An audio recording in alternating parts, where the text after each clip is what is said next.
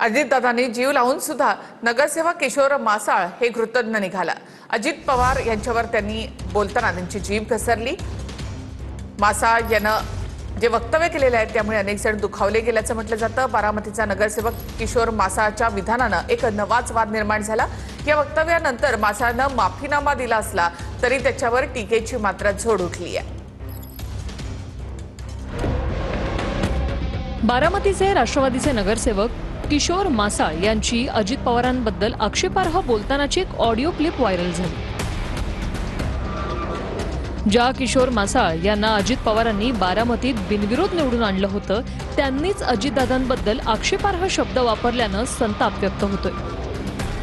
पत्र द्यायचं होतं ना तटकरे साहेबांना। अजित पवारला दिलं तरी मला काय फरक पडायचा?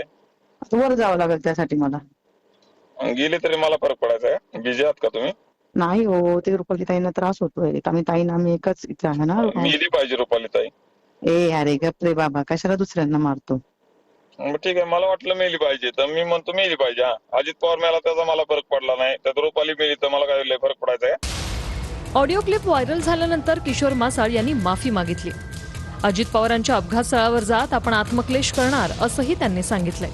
त्या ऑडिओ क्लिप मध्ये माझ्याकडून आदरणीय स्वर्गीय अजितदादा पवार साहेब यांच्याबद्दल एक चुकीचं वक्तव्य गेलं। सुरुवातीलाच मी या वक्तव्याबद्दल मी समस्त अजितदादा यांचे कुटुंबीय, समस्त बारामतीकर आणि अजितदादावर प्रेम करणाऱ्या महाराष्ट्रातील तमाम जनतेचे हात जोडून माफी मागतो। सदर घटनेत मला पश्चाताप झाला असून त्याचे प्रायश्चित्त म्हणून मी उद्या 9/6/2026 रोजी सकाळी 8:45 पासून स्वर्गीय अजितदादा यांच्या अपघात घटनास्थळी 1 दिवसाचा अन्नत्याग करून आत्मक्लेश करणार आहे।